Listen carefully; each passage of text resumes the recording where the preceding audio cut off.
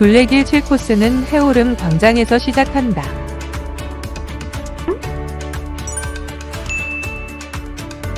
가장 먼저 눈에 띄는 것은 커다란 꽃게 모형이다. 해오름 광장은 넓고 벤치도 마련되어 있어 약속의 장소로 적합하다. 여기저기 배낭을 맨 사람들이 옹기종기 모여있다. 소래포구는 인천광역시 남동구 논현동 일대에 조성된 서해안가의 어항이자 포구다. 사람들의 관심을 끈 것은 1970년대에 들어오면서부터였다. 젓갈과 해산물 시장으로 인기를 끌었던 소래포구는 새우파시가 형성되자 더욱더 사람들에게 사랑을 받았다. 1980년대 초반까지만 해도 주말이면 무려 1만 명이 넘는 인파가 모여들었다고 한다. 잠시 주춤했던 소래포구가 다시 되살아나기 시작한 것은 폐선되었던 수인선이 개통되면서부터이다. 교통도 편리하고 서울에서도 가까워 서울과 주변 도시의 시민들이 하루 여가를 즐기기에 알맞은 관광포구로 각광을 받고 있다. 해오름 광장에서 눈을 들면 옛날 협배열차가 달렸던 약 126m 길이의 수인선 소래철교를 볼 수 있다. 소래철교는 시흥시 월곶동과 인천광역시 남동구 논현동에 걸쳐 있는 철교인데 수인선이 폐선되고 나자 월곶과 소래포구를 잇는 인도교로 사용되고 있다. 수인선은 60년간 수원과 인천시를 달렸다. 처음 수인선이 개통된 것은 1937년 8월이었다. 총 17개의 역이 설치되었고 수원에서 인천까지 가는데 총 1시간 40분이 걸렸다. 사실 수인선에는 가슴 아픈 우리 민족의 역사가 숨어있다. 일제강점기 때 만들어진 철도이기 때문이다. 수원과 여주 사이를 오가던 수인선 협회열차를 통해 여주와 이천 지역에 살이 도착하면 일제는 수인선을 통해 소래와 인근 염전지대에서 만든 질 좋은 천일염과 어패류, 식량을 인천항으로 가져갔다. 그렇게 일본으로 건너간 물자는 일본인들의 배를 불리고 전쟁 준비를 하는데 사용되었다. 일제는 그렇게 나라뿐 아니라 우리 땅에서 자란 작물, 우리 농민들이 흘린 땀까지 빼앗아간 것이다. 해방이 되자 수인선은 주민들의 소중한 교통수단이 되었다. 처음 소래 포구를 지켰던 것은 실향민들이었다. 보따리를 꾸려 수인선 협회 열차를 타고 인천, 수원, 부평, 서울 각지로 나가 새우젓을 팔았다.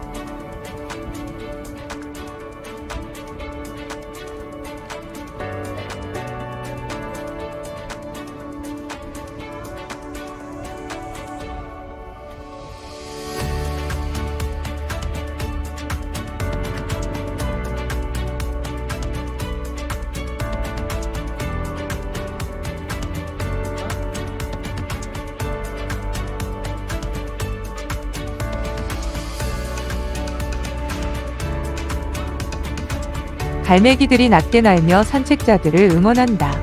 눈을 돌리면 바다와 갯벌, 포구의 작은 어선이 보인다. 반대편에는 시흥 대구신도시와 인천 논현동에 새로 지은 높은 아파트들이 위용을 자랑하고 있다. 과거와 현재가 공존하고 자연과 인간이 공생하는 독특한 풍경이 계속 이어진다. 이것 또한 7코스 둘레길만의 매력이다.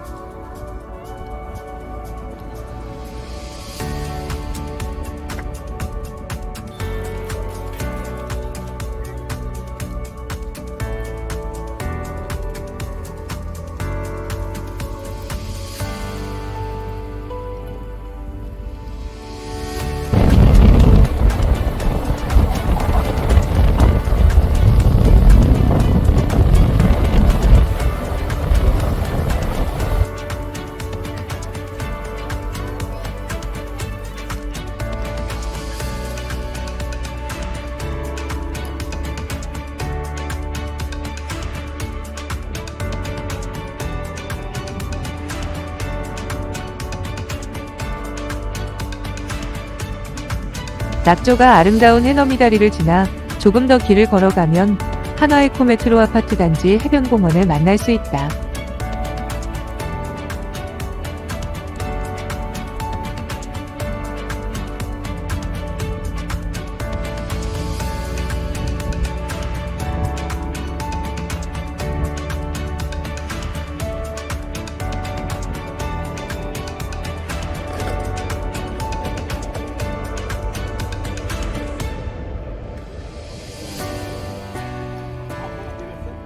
옛날에는 이곳에 한국화약이 있었다고 한다. 한국화약이 충청도로 이주하고 난 뒤 개발되어 지금은 대형 아파트 단지가 들어서 있다. 에코메트로라는 이름에 걸맞게 이 지역은 친환경 해안도시로 조성되어 있다. 바로 옆에 높은 아파트들이 보이지만 그래서 더욱 일상의 공간을 벗어난 느낌마저 든다. 7코스는 둘레길의 의미를 잘 구현하고 있는 코스라고 할 수 있다. 바다, 갯벌, 저어새, 불피나무 등등 인천 둘레길 7코스를 걷다 보면 자연스럽게 자연과 생명에 대해 음미하게 된다.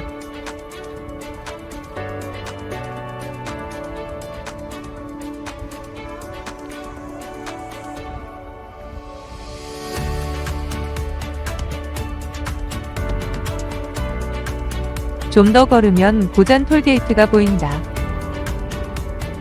조금 더 걸어가면 금개구리가 서식한다는 늪지를 만날 수 있다. 하지만 아무리 살펴봐도 금개구리는 보이지 않는다. 금개구리는 개구리과에 속하는 길이가 6cm 정도 되는 개구리다. 등은 녹색, 배는 누런 적색을 띠고 있다. 우리나라에만 서식하는 한국 고유종이다. 2011년까지는 종종 보였지만 2014년 이후 울음소리조차 듣지 못했다고 한다.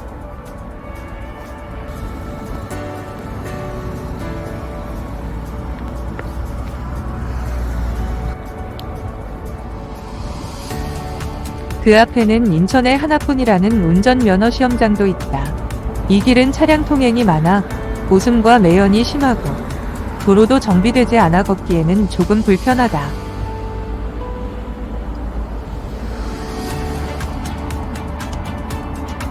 그 앞에 있는 육교, 여기가 바로 둘레길 7코스의 포토존이다.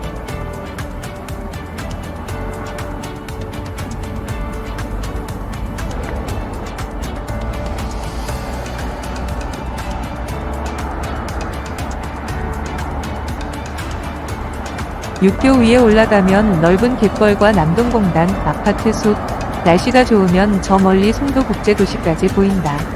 갯벌 위에 세워진 중소기업들의 터전, 남동공업단지가 보인다. 남동공업단지는 인천광역시 남동구 논현동, 남촌동, 고잔동에 있는 국가산업단지이다. 1986년 아시안게임과 1988년 서울올림픽에 대비해서 도시를 정비할 계획이던 정부는 수도권에 이리저리 흩어져 있는 중소기업들을 이주시키기 위한 땅을 찾던 중 염전지대이자 국유지였던 이곳에 주목하게 되었고 이곳을 매립하기로 결정했다. 서울과 가깝고 인천항이 있어 수입 물량을 처리하는 데 이점이 있기 때문이다. 1985년부터 매립이 시작되었고 1989년 노년 신도시가 건설되면서 추가 매립이 이루어졌다. 1985년 1단계 조성공사를 착공해 1989년에 완공되었으며 2003년 경제자유구역으로 지정되었다. 덕분에 중소기업들은 터전을 얻었지만 1에서 10공구까지의 갯벌은 모두 사라져버렸다. 남동갯벌은 원래는 남동 염전을 끼고 있던 천연갯벌 지역이었다. 매립되기 전까지 남동갯벌에는 조개들이 무척 많았다. 이 지역에는 동막, 고잔 어촌계가 형성되어 있었는데 주민들은 동죽과 모시조개, 상합조개 등을 채취해서 생활을 꾸려갔다. 특히 맛살과 동죽이 무척 많았다. 그렇게 수많은 어미들의 황금창고였던 갯벌, 쌍뚱어, 칠개, 달랑개, 우렁이와 조개 등 수많은 생물들을 품은 갯벌이 있던 자리에는 이제 공단과 아파트가 자리하고 있다. 매립으로 흙물이 바다에 들어가 조개가 없어졌기 때문이다. 갈 곳 없는 저어새들의 안식처 저어새섬 조금 더 가면 액화천연가스 기지인 LNG 기지를 만날 수 있다.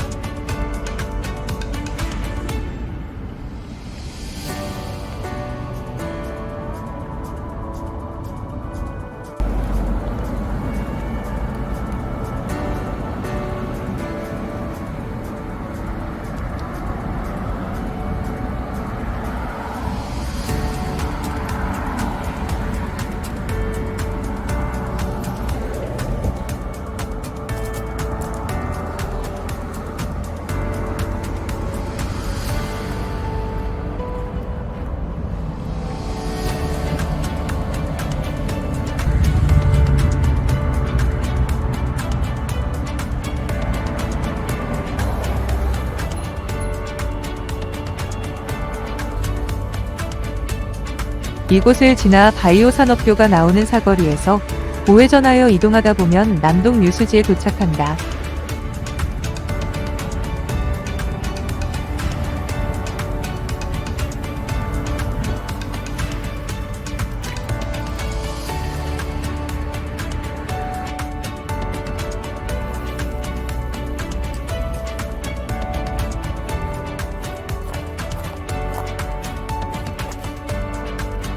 유수지는 정화되지 않은 자연의 물을 잠시 인위적으로 가두어두는 곳이다.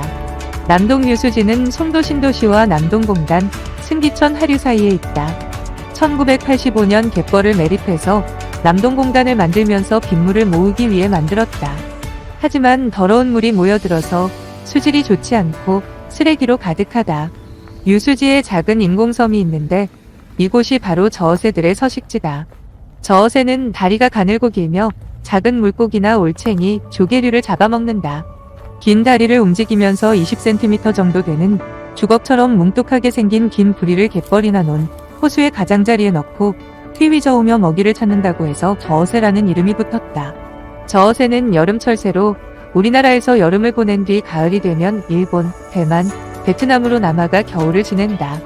현재 세계적으로 개체수가 2,000여 마리밖에 남지 않은 희귀종으로 멸종위기동물 1급으로 지정되어 있다. 우리나라에서도 1968년 천연기념물 제205-1호로 지정하여 보호하고 있다. 2009년 저어새 사상이 날아와 새끼를 낳은 것이 관찰되었는데 그 다음부터 매년 개체수가 늘어나 이곳을 저어새섬이라고 불렀다는 것이다. 한때 전 세계에 있는 저어새의 무려 40% 정도가 인천에서 서식했다. 먹이를 잡아먹을 수 있는 습지와 갯벌이 넓고 주변에 휴식을 취할 수 있는 섬들이 있었기 때문이다. 하지만 개발을 하면서 습지와 갯벌들이 매립되자 갈 곳을 잃은 저어새들이 이곳 남동 유수지로 모여들었다. 지금은 환경단체와 지킴이들의 노력으로 탐조대를 설치해놓고 가까이 다가가는 것을 막아 저어새를 보호하고 있지만 그렇다고 이곳이 안전하기만 한 것은 아니다. 운이 좋으면 탐조대에서 저어새를 관찰할 수 있다. 하지만 저어새를 관찰하려면 예의를 지켜야 한다. 저어새는 예민해서 사람들을 경계하기 때문이다. 그러니 최대한 조용히 새들의 눈에 띄지 않게 행동해야 한다. 옷도 원색 옷보다는 녹색이나 갈색 옷을 입는 것이 좋다. 이곳에서는 저어새뿐 아니라 큰 기러기, 큰 꼬니, 혹보리도요 등 다양한 조류들도 관찰할 수 있다.